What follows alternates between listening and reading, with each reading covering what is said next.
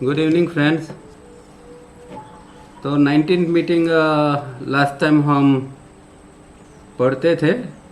19th meeting डिस्कोर्सिस 1 date 38 दिसंबर 1982 और थोड़ा बाकी था, तो इसलिए आज त्यौहार है, फिर भी मैंने सोचा कि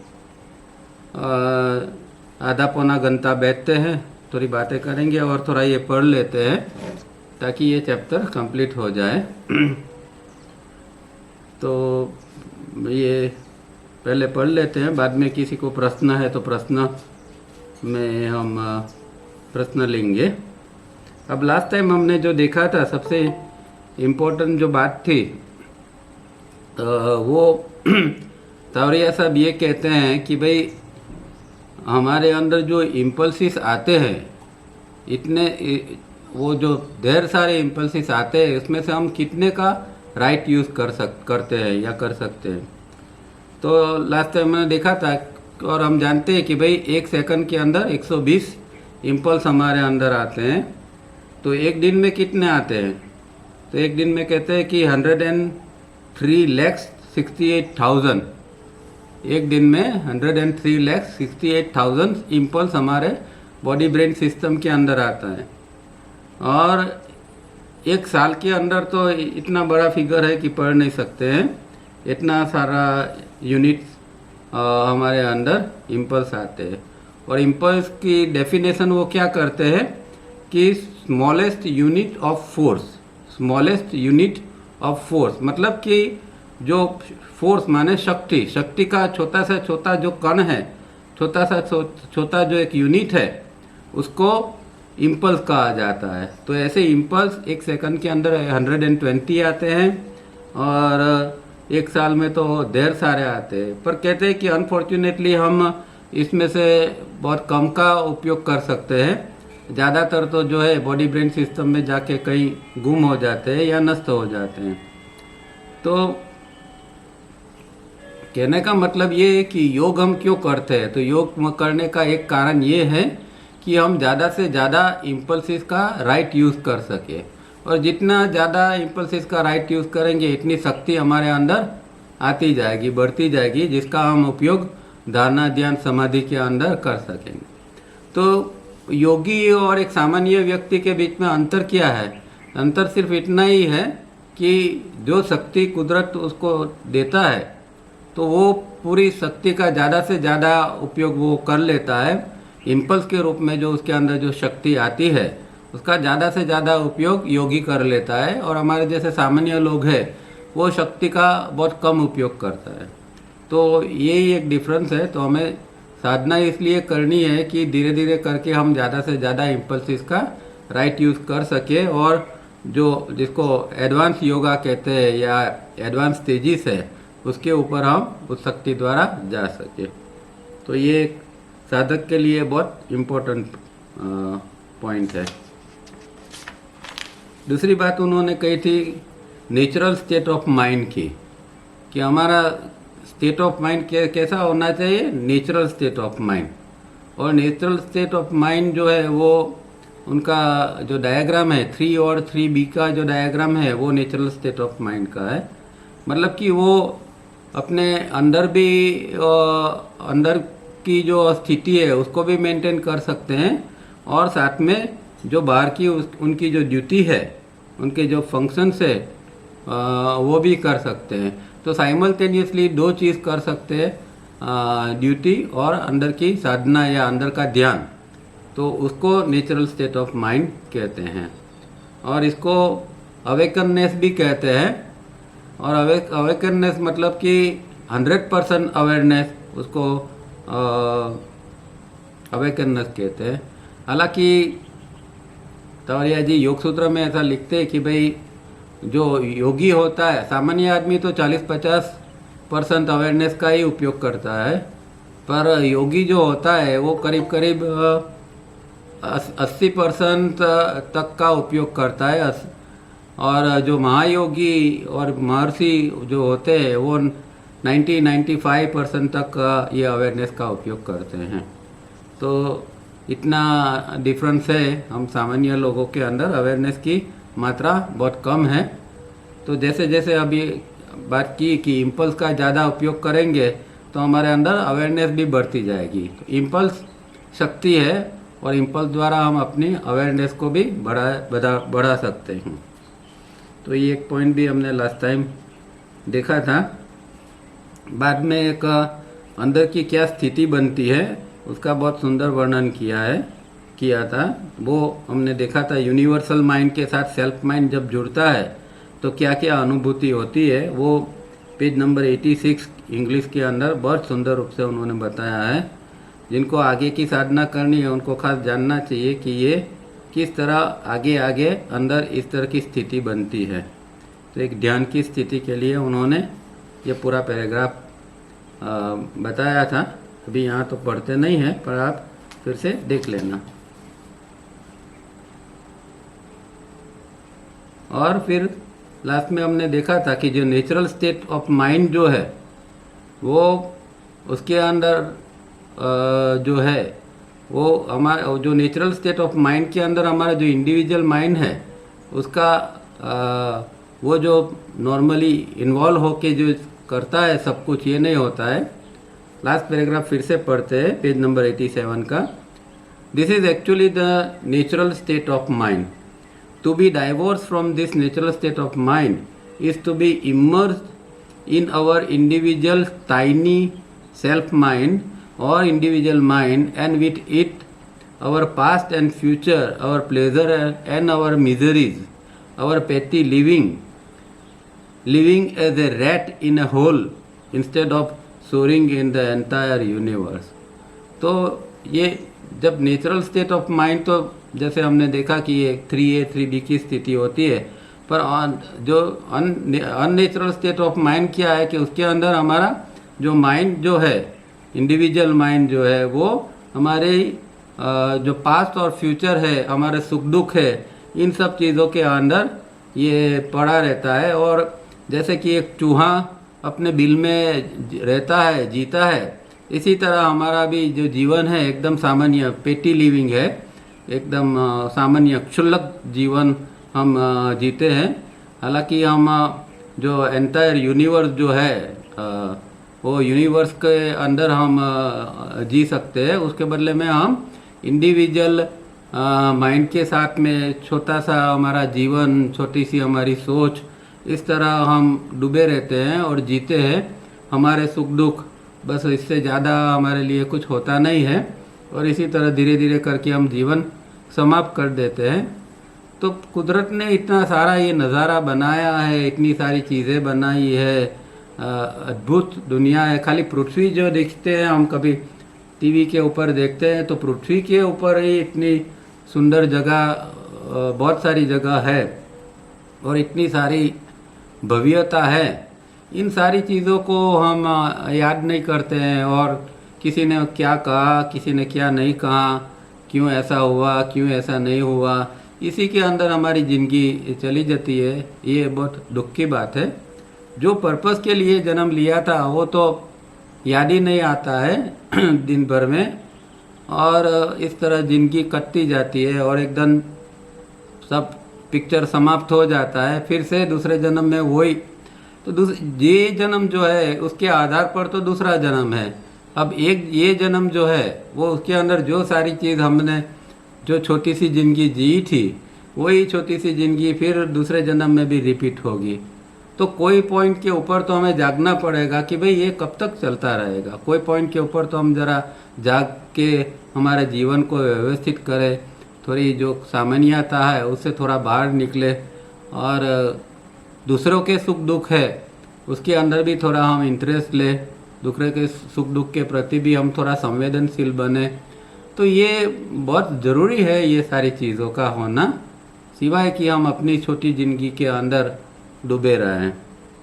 तो ये एक लास्ट टाइम हमने पढ़ा था, बहुत इंटरेस्टिंग बात है ये, और इस तरह हमें किस तरह जीना है। अब आगे कहते हैं नेचुरल स्टेट ऑफ माइंड में, the natural state of mind is so blissful and is so fascinating. Blissful माने सच्चिदानंद, जो सच्चिदानंद की जो स्थिति है, जो नेचुरल स्टेट ऑफ माइंड में व्यक्ति जीती है, वो सच्चिदानंद की स्थिति में जीती है वो। और फैसिनेटिंग, मंत्र मुग्ध कर दे, इस तरह की वो अंदर की स्थिति होती है। और अंदर की स्थिति, अंदर जब स्थिति बनती है तब बाहर उसको कुछ प्रॉब्लम दिखाई नहीं देता। बाहर उसको हर जगह बैलेंस, हर जगह सुख, हर जगह जो है वो अच्छा ही दिखेगा। जब हमारे अंदर गड़बड़ होती है तब हमें हर जगह प्रॉब्लम दिखते हैं, हर जगह गड़बड़ दिखती है, हर जगह जो है वो दूषितता या इविल, इस तरह का हम देखते हैं। तो इससे ऊपर उठना है। और जब ये स्थिति, नेचुरल स्थिति आती है तो इस तरह का ब्लिसफुल स्थिति बनती है, अंदर फैसिनेटिंग स्थिति बनती है। फिर इज ऑल नोइंग, वो जो स्थिति ऐसी है कि कोई भी ज्ञान या कोई भी जो बात है वो छुपी नहीं रहती है। जिस व्यक्ति ने ये नेचुरल स्टेट ऑफ माइंड बना लिया, उससे कुछ भी छुपा नहीं रहेगा। वो चाहे हजारों किलोमीटर दूर क्यों ना हो, फिर भी वो कहीं पर भी बैठा बैठा वो आपकी हर बात को सुन सकेगा, आपकी हर बात को देख सकेगा। तो ये जो है, क्योंकि वो ऑल नोइंग है, हर जगह पर वो हर जगह से हर चीज़ को वो जान सकता है। पृथ्वी का पूरा रहस्य जान सकता है, ब्रह्मांड का पूरा रहस्य जान सकता है। उसे किताबों में देखने की ज़रूरत नहीं पड़ती है ज्ञान के लिए। वो सारा का सारा ज्ञान जो है वो उसके अंदर से ही आता रहता है। All encompassing, and yet we want to be only a small little drop separate from this ocean, and little wonder this little drop soon dries up and soon disappears instead of living within the ocean. तो ये जो ये स्थिति है, state of mind, natural state of mind, वो पूरे ब्रह्मांड को एमकम्पास कर लेती है, मतलब कवर कर लेती है। पूरे ब्रह्मांड को वो उसकी अपने अंदर समा लेती है। और हम जो है वो जैसे कि एक पूरा समंदर होता है, उसमें से एक छोटा सा ड्रॉप जो सेपरेट हो जाता है, इस तरह हम होते हैं, हमारा जीवन होता है। और वो जो, क्योंकि वो जो समंदर है, वो जीवन रूपी समंदर है, उससे हम थोड़े भी अलग हो जाते हैं एक ड्रॉप के रूप में, तो बहुत जल्दी हम ड्राई हो जाते हैं, सूख जाते हैं या डिसअपीयर हो जाते हैं, हम अदृश्य हो जाते हैं। तो हम देखते हैं कि जब, कहने का मतलब ये है कि जब कुदरत के साथ व्यक्ति जुड़ी रहती है तो उसको अंदर से कुछ न कुछ पोषण मिलता रहता है, और वो उसके अंदर एक लाइवलीनेस बनी रहती है, उसके अंदर साधना भी बनी रहती है। पर जब ये टूट जाता है तो व्यक्ति बहुत जल्दी ड्राई बन जाती है अंदर से, और फिर डिसअपीयर जैसी हो जाती है। तो इसके बदले में हमें तो ये जो बड़ा ओशन है, जो नेचर जो है इतनी बड़ी, उसके साथ में उसका जो ओशन है उसके अंदर जीना है। ये बात यहाँ कहते हैं। This natural state of mind is the mind of Buddha. तो उसको बुद्धा का माइंड भी कहते थे। और बुद्धा का माइंड जो था वो हमेशा यूनिवर्सल माइंड के साथ जुड़ा रहता था। वो अभी उसका इंडिविजुअल माइंड जो था वो समाप्त हो गया था। वो बुद्धा का माइंड हमेशा यूनिवर्सल माइंड, उसके अंदर हमेशा यूनिवर्सल माइंड, या जिसको चित्ती कहते हैं, वो चित्ती ही उसके अंदर बनी रहती थी। और उसके द्वारा वो उनको हर समय नया नया ज्ञान मिलता रहता था। We have mention at the beginning that this physical body is to be brought to the stage of reception and response by this practices and by 3-step rhythmic breathing. Please remember this vital point. अब यहाँ क्या कहते हैं कि भाई हम जो practice करते हैं, और प्रैक्टिस हमारी ऐसी होनी चाहिए, और रिदमिक ब्रीदिंग भी इस तरह होना चाहिए कि हमारे अंदर एक जो रिसेप्शन और रिस्पॉन्स का स्टेज बने फिजिकली।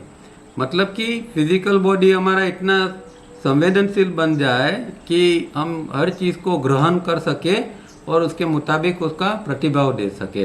रिसेप्शन एंड रिस्पॉन्स, ग्रहण करना और उसका सही माने में उसका प्रतिभाव देना। तो ये साधना से ही हो सकता है। साधना जैसे जैसे होती है तो हमारा फिजिकल बॉडी ऐसा संवेदनशील हो जाएगा कि जो उसको ग्रहण करना है वो ग्रहण करेगा, और इसको जिस तरह राइट जिसको रिस्पॉन्स कहते हैं राइट रिस्पॉन्स भी वो दे सकेगा। When your mind, that is your individual mind and the universal mind is one, and you then start watching this vast ocean, what can be hidden from this gaze? अब जब आपका मन मतलब individual मन और यूनिवर्सल मन दोनों जब इकट्ठे हो जाते हैं तो फिर ये जो पूरा वास्ट ओशन जैसा है उसके अंदर फिर ऐसा क्या ऐसी चीज़ छुपी रहेगी, ऐसी क्या चीज़ होगी कि जो आपकी नज़र के बाहर रहेगी। मतलब कि हर चीज़ जो है पूरे ब्रह्मांड के अंदर जो भी है वो सारी की सारी चीज़ें आपकी नज़र के अंदर आ जाएगी। आप जो चीज़ देखना चाहो, जो चीज़ जानना चाहो, वो सारी चीज़ें आप देख पाओगे, समझ पाओगे। पर उसके लिए करना ये है कि इंडिविजुअल माइंड को यूनिवर्सल माइंड के साथ जोड़ देना है, वो दोनों को एक कर देना है, तब ये स्थिति बनती है। This universal mind penetrates everything, no opaque and or hard object can stop this penetration, and so your gaze too is universal. You have then no time for personal woes or joys, for now they are replaced by a vast dimension. अब क्या कहते हैं कि ये जो स्थिति जो बनती है, ये जो यूनिवर्सल माइंड के साथ जो आपका माइंड जुड़ गया, वो ऐसा है कि वो हर जगह वो पेनिट्रेट कर सकता है, हर जगह वो पहुंच जाता है। उसके लिए कोई चीज़ उसको रोक नहीं सकती है, कोई हार्ड से हार्ड सख्त कठिन से कठिन कोई ऑब्जेक्ट भी उसको रोक नहीं सकता है। कोई भी जगह पर वो जो है पूरे ब्रह्मांड के अंदर वो पेनिट्रेशन इससे हो सकता है यूनिवर्सल माइंड से। और फिर जब ये स्थिति बनती है तब फिर व्यक्ति का जो पर्सनल सुख दुख है वो समाप्त हो जाता है। फिर वो एक ऐसी स्थिति के अंदर जीने लगा है अभी कि उसका जो पर्सनल सुख दुख है वो यहाँ समाप्त हो गया है, क्योंकि अभी वो एकदम वास्तव डायमेंशन में जीने लगा। एक नया डायमेंशन, एक नया परिमाण के अंदर वो व्यक्ति जीने लगी है। Enter gently this molecular and vaster and more fascinating world of vaster dimensions, be regular and be diligent, the returns are great. तो कहते हैं कि ये जो मोलिकुलर वर्ल्ड है या एस्ट्रल वर्ल्ड है जो फैसिनेटिंग है, ऐसे वर्ल्ड के अंदर धीरे से आप दाखिल होइए और ये जो पूरा जो वास्ट डायमेंशन है उसका धीरे धीरे करके आप अनुभव करते जाए। पर इसके लिए आपकी साधना के अंदर, प्रैक्टिस के अंदर बहुत रेगुलर रहना पड़ेगा और डिलीजेंटली खंत से उसको करना पड़ेगा। और जब उसका जो रिटर्न मिलेगा वो बहुत बड़ा होगा, बहुत ग्रेट होगा। रिटर्न माने कि जो साधना के अंदर जो स्थिति फिर बनेगी वो स्थिति बहुत ऊंची बनेगी। Nobody yet prevents you from living in your own small world all the time, and no one can prevent you or obstruct you if you embark on this ocean of universal man। तो यहाँ कहते हैं कि हर व्यक्ति को दो choice है, या तो वो अपना जो सामान्य क्षुल्लक जो छोटा सा जीवन जी रहा है, छोटा सा उसकी ज़िंदगी है, वो ये छोटी सी दुनिया है उसके अंदर वो जी रहा है, इस तरह जिए। या फिर उससे बाहर निकलकर ये जो यूनिवर्सल माइंड का जो बड़ा ओशन है उसके अंदर फिर वो जाए और उसका अनुभव करे। तो उस दोनों के लिए कोई भी किसी को रोक नहीं सकता है। हर व्यक्ति स्वतंत्र है, चाहे वो अपना सामान्य जीवन जीना चाहे तो भी वो स्वतंत्र है, या फिर वो उसको यूनिवर्सल माइंड साथ के साथ जुड़ के जीवन जीना है उसके लिए भी वो स्वतंत्र है। दोनों के लिए उसको कोई रोकता नहीं है, चॉइस हमारी है। The choice is yours to be or to remain what you are or to be what you can be. Sky is not the limit, the universe is now your limit. तो हमारी एक choice है, हमारी पसंदगी है कि हमें किस तरह जीना है, इसको इसके ऊपर जाना है या फिर जिस तरह जी रहा है इस तरह जीना है। तो यहाँ तो हमें अब स्काई से भी ऊपर जा सकते हैं हम, खाली यूनिवर्स हमारी लिमिट हो सकती है, इतनी ऊंचाई पर हम जा सकते हैं। कंट्रोल इज एफर्ट, माने जो हम प्रयत्न करते हैं वो उससे जो वही नियंत्रण है। प्रयत्न करना माने नियंत्रण करना। जब हम माइंड को कंट्रोल करते हैं तो कुछ प्रयत्न हमेशा करते हैं ना, तो प्रयत्न होता है तो कंट्रोल होता है। पर ये एक थोड़ी एक टीडियस चीज़ है, या एक ऐसी चीज़ है कि व्यक्ति बाद में आगे जाके एक कंटाल जाता है, एक बोर हो जाता है कि हर समय उसको एक एफर्ट्स करना पड़ता है और कंट्रोल करना पड़ता है, एफर्ट्स करना पड़ता है। माइंड कुछ थोड़ा भी आगे पीछे जाता है तो भाई उसको कंट्रोल करो, इसके लिए एफर्ट करो। तो इसके अंदर भी हमारी बहुत सारी एनर्जी वेस्ट होती है। इसलिए कहते हैं कि remain relaxed and make no efforts when you observe either the waves or the thought pictures that keep forming in your mind, and even if you think that some of the thoughts pictures are not desirable, do nothing, just observe them, let them exhaust themselves. अब एक technique last time उन्होंने दी थी कि भाई आप 15 minute निकालो और आराम से बैठो या बेड के ऊपर लेट जाओ और 3 स्टेप चालू करो, और फिर आपके अंदर जो विचार आ रहा है वो किस तरह विचार आ रहा है, क्या आ रहा है, बस उसको शांति से देखो। और उसके पहले उन्होंने बात की थी समंदर किनारे जो लहरें उठती है और बार बार आती है, जो वेव्स। तो समंदर किनारे आप जाके एक बार देखते हैं कि किस तरह वेव्स उठती है और उसका एक बार बराबर निरीक्षण कर लो। फिर जब आप आपके थॉट का जब ऑब्जर्व करते हो तो वही पैटर्न के ऊपर ऑब्जर्व करो। जिस तरह ये लहरें समंदर की आती है किनारा की ओर और उससे टकरा के फिर वापस चली जाती है, इसी तरह हमारे अंदर भी विचार उत्पन्न होते हैं। अगर हम कुछ नहीं करते हैं तो वो अपने आप में विराम हो जाते हैं। पर हम क्या करते हैं कि विचार को पकड़ के रखते हैं और एक विचार में से दूसरा, दूसरा में से तीसरा, इस तरह विचार की हम चेन बनाते रहते हैं। तो ये चेन नहीं बनाना है, उसके साथ जुड़ना नहीं है। आपको 3 स्टेप करना है और खाली थॉट वॉचिंग करनी है। उसके अंदर जो विचार आया बस उसको आने दो, वो कितनी देर टिकता है तो टिकने दो और वो चला जाएगा। उसको एग्जॉस्ट हो जाने दो। जब वो एग्जॉस्ट हो जाएगा तो अपने आप में वो बिखर जाएगा। तो इस तरह हमें हमारे जो थिंकिंग है या हमारे जो थिंकिंग पिक्चर्स, थॉट पिक्चर्स बन रहे हैं, इसका हमें निरीक्षण करना है। पर इसके अंदर एक ही प्रॉब्लम है, एक ही डर है कि थोड़ी देर के लिए हम ये थॉट वॉचिंग कर सकते हैं, उसके बाद में कोई ऐसा फैसिनेटिंग अगर विचार आ गया तो वो खींच के हमें कहीं दूर तक ले जाएगा और थोड़ी देर के बाद हमें याद आएगा कि भाई हमें तो विचारों को देखना है, थॉट वॉचिंग करना है। उसके बदले हम तो विचार के साथ बह गए। तो ऐसा बहुत बार होता है कि हम करने बैठते हैं, ध्यान करने बैठते हैं कि भाई विचारों का निरीक्षण, और फिर विचारों के साथ ही उलझ जाते हैं और बह जाते हैं। तो ये एक बड़ा ऑब्स्टिकल इसके अंदर है। बाकी इसके लिए यही करना पड़ेगा कि आपका थोड़ा अटेंशन 3 स्टेप के ऊपर भी रहे, 3 स्टेप की मूवमेंट के ऊपर उसके साथ साथ में जो रहे, तो ये जो थॉट वॉचिंग है वो थोड़ा आसान हो जाता है, नहीं तो फिर वो भाग जाता है। तो ये हर व्यक्ति को ये करनी चाहिए रोज़ाना 10-15 मिनट निकाल के, ताकि हम हमारे अंदर की दुनिया क्या चल रही है, हमारे अंदर क्या चल रहा है। क्योंकि हमने तो एक हमारी अच्छी सी इमेज बना ली है, मैं बहुत अच्छा व्यक्ति हूँ, ऐसी जो इमेज है वो तभी टूटेगी जब धीरे धीरे करके हम हमारे अंदर देखना चालू करेंगे और देखेंगे कि जो हम दूसरों को जो मना करते हैं वही चीज़ हमारे अंदर पड़ी होती है।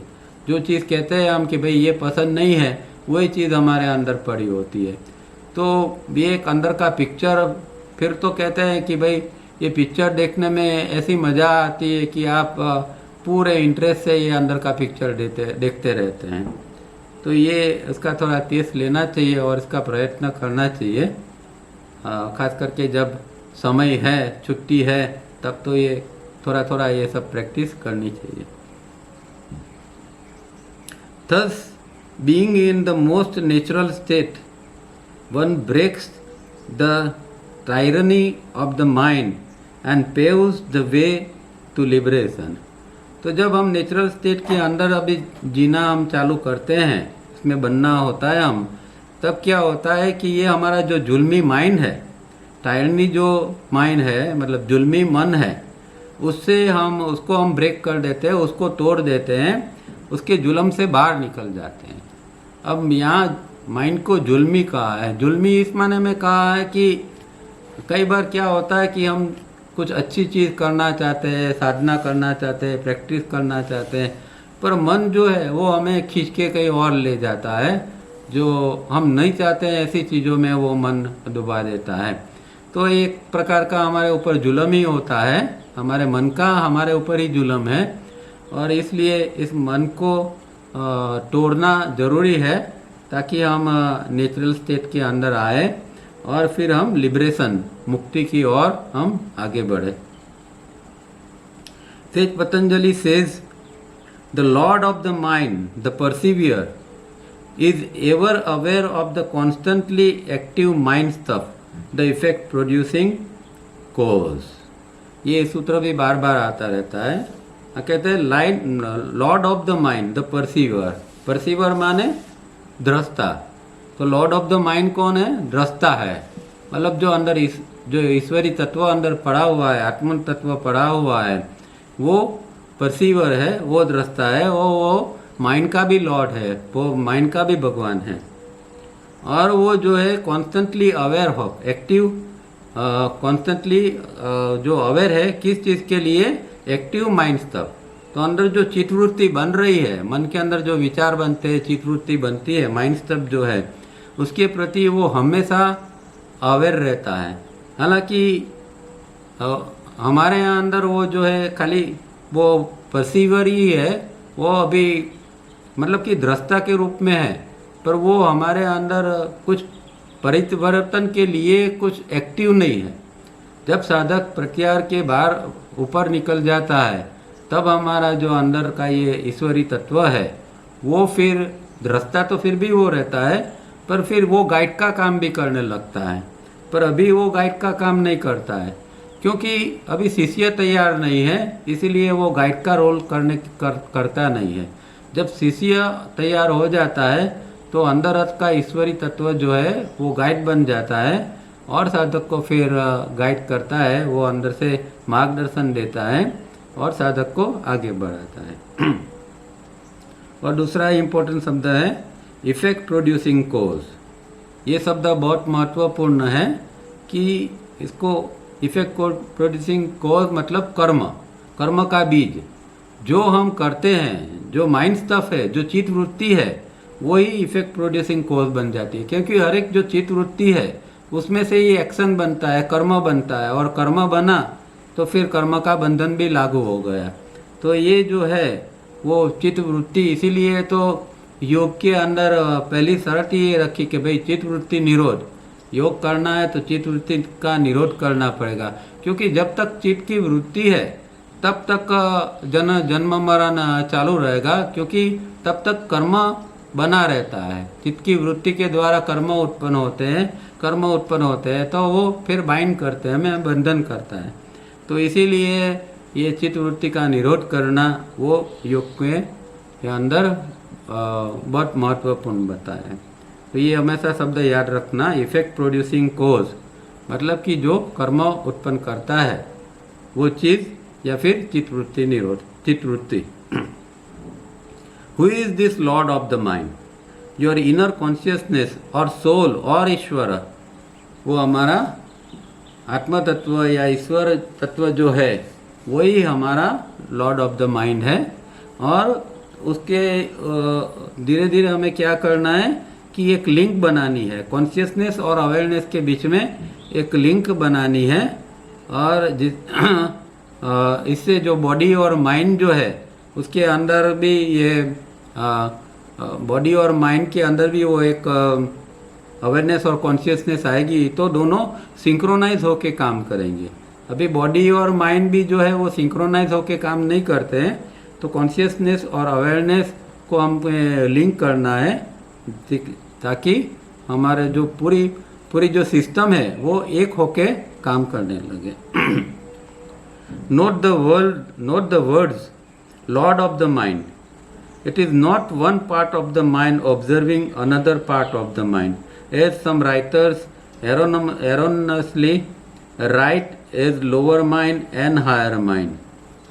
अब क्या है कि यहाँ लॉर्ड ऑफ द माइंड कहाँ है, तो वो एकदम डिफरेंट है। ये जो ऑब्जर्वर है या ये जो दृष्टा है वो जो ऐसा नहीं है, क्योंकि कई किताबों में हम पढ़ते हैं तो ऐसा बताया जाता है कि भाई मन का एक भाग जो है वो दूसरे भाग को देखता है, कोई हायर माइंड है वो लोअर माइंड को देखता है। वो कहते हैं कि ये बात यहाँ नहीं है। यहाँ दृष्टा तो एकदम अलग ही चीज़ है और माइंड अलग चीज़ है। यहाँ ऐसा नहीं है कि कोई हायर माइंड लोअर माइंड को देख रहा है, ऐसी बात नहीं है। और उसके संदर्भ में ही वो एक पतंजलि का एक सूत्र बताते हैं। Sage Patanjali is explicit, he says, if knowledge of the mind by a remoter mind is postulated, an infinite number of knowers must be inferred, and the sequence of memory reactions would tend to infinite confusion. तो ये सूत्र है, उसमें क्या कहते हैं कि postulate मतलब मानो कि एक मन का ज्ञान जो है वो किसी दूसरी मन द्वारा आता है। कोई रिमोटर माइंड जो है, दूसरा दूर का कोई माइंड है, उसके द्वारा एक मन के अंदर वो दूसरे मन का ज्ञान जो है वो अंदर आता है। ऐसा हम पोस्टुलेट करें, हम ऐसा मान ले तो फिर अगणित संख्या के अंदर जो नोअर है, ज्ञाता है, वो अनुमानित होंगे। तो अगर ऐसा मानते हैं इस तरह का, तो फिर क्या होगा कि अगणित ये जो नोवर्स या ज्ञाता जो है वो अनुमानित हो जाएंगे। और इससे क्या होगा कि मेमोरी की प्रतिक्रिया की जो श्रृंखला से उससे अनंत भ्रांति उत्पन्न होगी। तो ये जो मेमोरी रिएक्शंस है उससे इन्फिनाइट कन्फ्यूज़न होगा, अनंत भ्रांति उससे उत्पन्न होगी। तो कहने का मतलब ये है कि वो आगे की जो पीछे की लाइन जो हमने देखी ना, इसके संदर्भ में देखना है कि माइंड एक अलग चीज़ है और जो अंदर का ईश्वर तत्व है वो अलग चीज़ है। और ये जो है माइंड अपने आप में एक ही है, उसके अंदर अलग अलग कोई माइंड या अलग अलग ज्ञाता ऐसा नहीं है। वो ये पॉइंट यहाँ पतंजलि क्लियर करना चाहते हैं कि ईश्वर तत्व अलग है और जो मन है वो अलग है। इसलिए यहाँ दृष्टा शब्द महर्षि ने यूज़ किया है। So friends, it is up to you whether you would be what you are or you would be as God and nature intended। अब कहते हैं कि भाई आपके ऊपर सब कुछ है, आप जैसा है ऐसा ही बने रहना है तो भी ठीक है। और अगर ईश्वर और प्रकृति ने जिसके लिए आपको बनाया है, आपको नियत किया है, जिस चीज़ के लिए या जिस तरह का आपको बनाया है, इस तरह को आपको बन के रहना है। तो जैसे है या इस तरह, या फिर कुदरत ने आपको जिस तरह बनाया है इस तरह आप ये करना चाहते हैं, किस तरह, वो आपके हाथ में है। So what is the obvious result. अब अगर ये नेचुरल स्टेट ऑफ माइंड के अंदर व्यक्ति जीतता है तो ऑब्वियस रिजल्ट क्या आएगा, उसका स्पष्ट परिणाम क्या आएगा। One has a happy and smiling face always, even when the individual mind is engage on a problem and the universal mind shows that the result is going to be painful। अब ये कहते हैं कि ये इतना ऐसा जो state of mind में व्यक्ति जीती है उसका चेहरा हमेशा खुशी से भरा होगा, उसके फेस के ऊपर हमेशा एक स्माइल रहेगी। और यहाँ तक कि क्योंकि देखो ऐसी व्यक्ति जो होती है उसको भविष्य काल में क्या होने वाला है वो भी पता होता है।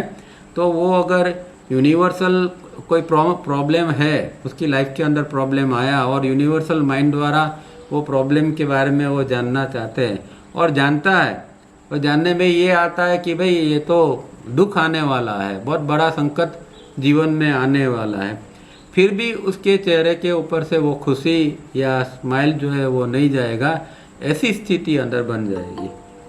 और डेफिनेटली हमने तो देखा है तावरिया जी की पूरी लाइफ इस तरह थी। ये सेंटेंस इनको एकदम सुटेबल है कि उनके जीवन में भी बहुत सारी घटनाएं ऐसी आती रहती थी जो पेनफुल थी, और उनको पता भी था कि ये सारी चीज़ें आ रही है, आने वाली है, पर उससे उनको कोई फ़र्क नहीं पड़ता था। वो हमेशा खुश रहते थे, उनके चेहरे के ऊपर हमेशा एक स्माइल रहता था। तो ये बहुत बड़ी बात है। जब तक हम दुख को जानते नहीं है तब तक समता में जी सकते हैं, पर अगर पता लगे कि कल बहुत बड़ा दुख आने वाला है तो अच्छे अच्छे की भी जो समता है वो हिल जाती है, डुल जाती है। तो एक बहुत ऊंची स्थिति है कि वो व्यक्ति जानती है कि दुख कल आने वाला है और फिर भी वो उसकी कोई परवाह नहीं करता है, उससे कोई वो विचलित नहीं होता है, उसका जो बैलेंस है, उसकी समता है, उसमें कोई भंग नहीं होता है। तो ये बहुत ऊंची स्थिति है और वही नेचुरल स्टेट ऑफ माइंड है। The universal mind also knows why and how best the situation is redeemable.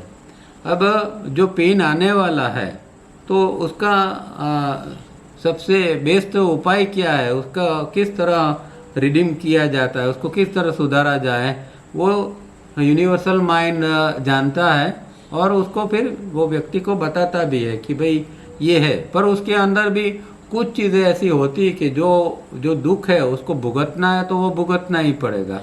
और इसीलिए हम देखते हैं कि बड़े बड़े संतों के जीवन के अंदर भी बहुत सारी ऐसी घटनाएं आती रहती थी और वो दुख को स्वीकार कर लेते थे। उनको भी पता था कि इस तरह का जो है, इस तरह का दुख आने वाला है, और जब आता है तो वो शांति से उसको स्वीकार कर लेते हैं। कई लोगों को कैंसर की बीमारी आई थी, कई लोगों को और पीड़ा आई थी, तो वो प्रारब्ध के रूप में उसको वो लोग स्वीकार कर लेते हैं और नेचर उसमें से उनको जो बेस्ट सॉल्यूशन है वो भी उनको बताता रहता है। Not the resign statement. अब ऐसी व्यक्ति कोई रिसाइन निराशाजनक स्टेटमेंट नहीं करेगा, इट इज़ माई कर्म और गॉड्स विल बी डन। इस तरह का जब सामान्य व्यक्ति होता है तो क्या करता है, ऐसा अरे भाई मेरा कर्म ऐसा है इसलिए ये आया है, भगवान की इच्छा, इस तरह हम निराशाजनक स्टेटमेंट करते हैं। पर जो ये नेचुरल स्टेट ऑफ माइंड में व्यक्ति है वो ऐसा निराशाजनक कोई स्टेटमेंट भी नहीं करेगा। These are spoken out of utter ignorance of God's law of justice and goodwill. तो ये तो हमारा एक पूरा अज्ञान है, और परमात्मा का कायदा कानून क्या है और उसका शुभ संकल्प क्या है वो जब हम नहीं जानते हैं, जब हमारा इग्नोरेंस है, इसके कारण हम इस तरह के स्टेटमेंट देते हैं, ये मेरा कर्म है, भगवान की इच्छा। पर जब कोई व्यक्ति जान लेता है कि कुदरत किस तरह काम करती है, उसका लॉ ऑफ जस्टिस क्या है और उसकी गुडविल क्या है, उसका शुभ संकल्प क्या है, तब फिर व्यक्ति को कोई ऐसे स्टेटमेंट करने की ज़रूरत नहीं पड़ती है। Be positive, take responsibility of your destiny. तो हमेशा पॉजिटिव रहना चाहिए, और जो डेस्टिनी, जो किस्मत में जो है, जो सामने आ रहा है, उसकी जिम्मेदारी हमें खुद लेनी चाहिए। ऐसा नहीं कि किसी ने हमें दुख भेज दिया है, भगवान ने दुख भेजा है, या किसी ने शैतान ने दुख भेजा है, या किसी कोई व्यक्ति ने ऐसा बुरा किया है इसीलिए ये दुख आया है। ये सब बहानाबाजी है, एस्केपिज्म है, ये नहीं होना चाहिए। हमें रिस्पॉन्सिबिलिटी लेना चाहिए कि मेरे कारण ही ये सारे जो कर्म आ रहे हैं, चाहे वो अच्छे या बुरे हैं, जो आ रहा है वो उसका मैं ही मूलभूत कारण हूँ। इस तरह का स्वीकार भाव आता है तो फिर थोड़ी चीज़ आसान बन जाती है। Such natural living leads to complete living, always maintaining the natural state of the mind. तो इस तरह का जीवन जो है वो व्यक्ति खुशी खुशी जो जीता है कोई कंप्लेन किए बिना, वही कंप्लीट लिविंग है, पूर्ण जीवन है। और वो हमेशा नेचुरल स्टेट ऑफ माइंड को भी मेंटेन करता रहता है। Give up the wrong and unnatural state of mind, जो अननेचुरल स्टेट ऑफ माइंड है उसको छोड़ देना चाहिए। Where one is always dreaming, having dreams of what has been, और ड्रीमिंग सम हैप्पी फ्यूचर, और being in a clouded state of mind, experiencing only fear, doubt and misery. तो व्यक्ति को जो है वो अननेचुरल स्टेट में नहीं जीना है, क्योंकि अननेचुरल स्टेट में क्या होता है कि वो ड्रीम स्टेट के अंदर होता है हमेशा। वो जिसको डे ड्रीमिंग कहते हैं, ऐसा डे ड्रीमिंग स्टेट में होता है। पास्ट का या फिर फ्यूचर का, जो कुछ फ्यूचर में अच्छा बुरा होने वाला है उसके विचारों में खोया रहता है ऐसी व्यक्ति। और फिर उसके कारण जो है वो फियर, डाउट और मिजरी को एक्सपीरियंस करता रहता है। ऐसा माइंड जो है वो हमेशा फियर में रहता है। अननेचुरल स्टेट ऑफ माइंड जो है वो फियर में रहता है, डाउट में रहता है और मिजरी, दुख के अंदर रहता है। तो ये अननेचुरल स्टेट ऑफ माइंड के लक्षण है। और नेचुरल स्टेट ऑफ माइंड हमने ऊपर देखा इस तरह का है। Life is not intended for such living, it is your choice what life you will live. तो जीवन जो है वो ऐसा अननेचुरल स्टेट ऑफ माइंड में जिस तरह हम जी रहे हैं, ऐसे जीवन के लिए ये जीवन नहीं है। भगवान ने हमें जो दिया है जीवन, वो ऐसे जीवन, सामान्य जीवन, क्षुल्लक जीवन के लिए नहीं है। फिर भी हमारी चॉइस है कि किस तरह का हमें जीना है और किस तरह की हमें जिंदगी चाहिए। God bless you all. Practice will bring about this blessing of from God and nature. I can only point my finger in the direction you have to go, but it is your choice and effort that will be needed to go in that direction। तो यहाँ तवरिया जी आशीर्वाद देते हैं और कहते हैं कि practice ही आपको भगवान का और प्रकृति का आशीर्वाद आपको प्रैक्टिस से ही मिल पाएगा। जब आप सही ढंग से प्रैक्टिस करेंगे, दिल से प्रैक्टिस करेंगे, भगवान को याद करके प्रैक्टिस करेंगे, तब इसका आशीर्वाद भी हमें मिल पाएगा। और गुरु तो कहते हैं कि भाई गुरु का काम तो एक डायरेक्शन के प्रति जो है फिंगर आउट करना होता है, बताना होता है कि भाई इस दिशा में आपको जाना है। आपको जाना न जाना वो आपकी मर्जी है, आपकी चॉइस है। वो उसका काम जो है वो खाली डायरेक्शन को बताना है।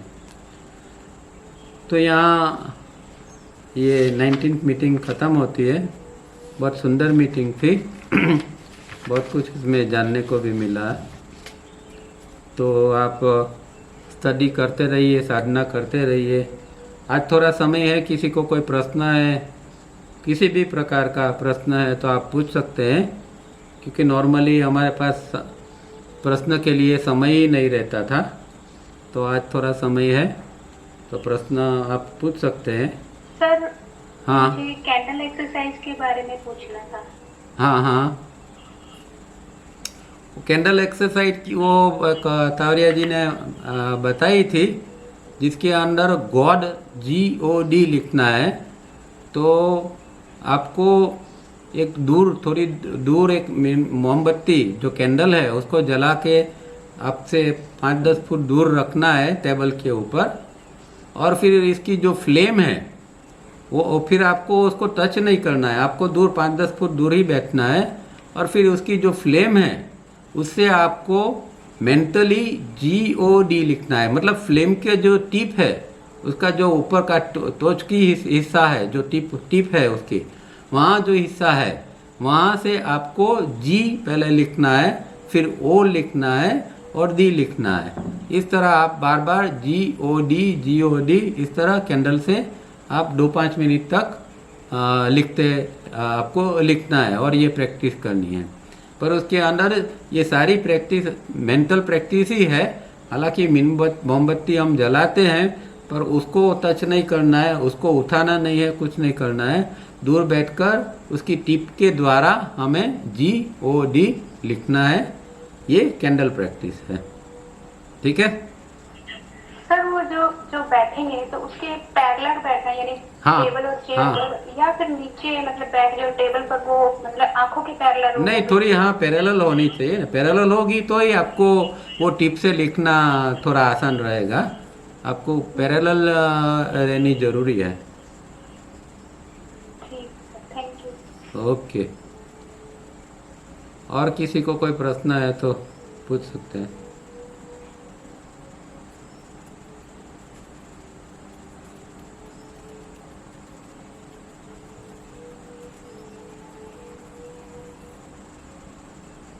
हेलो। हाँ जी। हाँ सर, करेक्टिव मेथड हम जो उसमें जो सेंटेंस बनाते हैं खाने के टाइम जो बोलते हैं, हाँ। वो मैंने 2 साल से शायद बना के मैं हर रोज बोलती हूँ। उससे मुझे बहुत फायदा हुआ है। हाँ। लेकिन मैं एक बात पूछना चाहती हूँ हाँ। कि उससे वो सेंटेंस को हम चेंज कर सकते हैं, या तो कभी कभी ऐसा लगता है कि हम मैकेनिकली बोल जाते हैं, वो जो भाव होता है वो नहीं रहता। कभी कभी ऐसा कभी बहुत जल्दी होती है, कभी ऐसा कुछ होता है, तो इस टाइम ऐसा लगता है कि जैसे कोई भाव के बिना ही हम बोल देते हैं। नहीं नहीं, बिल्कुल इसीलिए उसको थोड़ा समय के बाद चेंज करना ही पड़ता है। एक ही सेंटेंस को आप बार बार 2 महीना 6 महीना तक पकड़ के रखोगे तो वो तो मोनोटोनस ही हो जाएगा। उसका जो सेंटेंस की जो ताकत है वही कम हो जाएगी। हाँ। इसीलिए वो आपको Exactly. हाँ, आपको प्रॉब्लम जो है वो प्रॉब्लम तो सेम होगा, पर उसके बारे में आपको सेंटेंस बदल देना पड़ेगा। प्रॉब्लम एक ही है। ओके। हाँ, कोई भी प्रॉब्लम है, प्रॉब्लम मानो कि परसिस्टेंटली एक ही है, तो पर प्रॉब्लम का जो हम आज जो हमने एक कोटेशन बनाया और बोले, तो थोड़े दिन तक उसको चालू रखना है। जैसे हमें लगेगा कि भाई ये अब थोड़ा डल होता जाता है, उससे कुछ इफेक्ट नहीं आ रही है या मोनोटोनस होता जाता है, तो तुरंत इसको चेंज कर देना है। Okay sir, okay, thank you. हाँ भले। और कोई?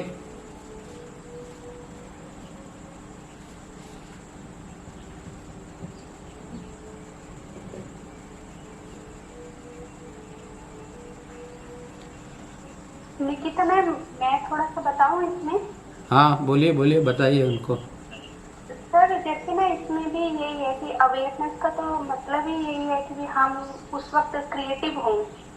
तो वो तो है ही नहीं कि हम एक ही सेंटेंस को बोल रहे हैं। तो उस वक्त जब हमारा माइंड ब्लैंक होता है, मतलब कि सोच रहा है कि हम क्या सोच रहे हैं, तो हर बार कुछ नया होता है उसके अंदर। कि भी जब भी हम खाना खा रहे हैं या पानी पी रहे हैं, तब हमें एकदम से ये नहीं है कि जो रटी हुई चीजें जब मेमोरी में से लेकर आए हम उसको और वो बोलना है। उस वक्त अगर हम सोचें कि हम पानी पी रहे हैं तो हमारा ध्यान पानी पर है, तो हम हो सकता है कुछ ना भी बोले, लेकिन ध्यान पानी पर हो। और दूसरी बात कि उस वक्त हम ये सोच सकते हैं कि मैं कुछ क्रिएटिव सोचूं, तो भी ज्यादा बेटर है। ठीक है, ऐसा भी हो सकता है, ऐसा भी कर सकता है। या कुछ नहीं हो तो फिर आप गायत्री मंत्र भी वैसे तो बोल सकते हैं। कोई सेंटेंस नहीं है, खाली गायत्री मंत्र बोलो तो भी वही पॉजिटिव काम करेगा। कोई आपके पास सेंटेंस नहीं है या कुछ नहीं है तो आप गायत्री मंत्र से भी आप इसमें भाव आना जरूरी है। भाव जो है वो इम्पोर्टेंट है उसके अंदर।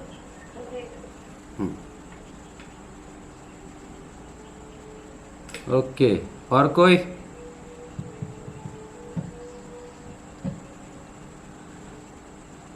ठीक है, तो यहाँ रुकते हैं। आज त्योहार है तो कई लोगों को बाहर भी जाना होगा, तो यहाँ ही मीटिंग समाप्त करते हैं। आप सबको दिवाली की ढेर सारी शुभेच्छा। हमारा सबका जीवन मंगलमय हो और ख़ास करके थैंक यू सर। हाँ, अध्यात्म के ऊपर हम आगे बढ़ते रहें, ये हमारे अंदर से एक प्रार्थना हमेशा होती रहनी चाहिए। चलिए सबको happy Diwali, happy new year. अगले साल में फिर नेक्स्ट वीक में मिलेंगे, तब तक रुकते हैं। Happy Diwali. Thank you, happy Diwali सबको।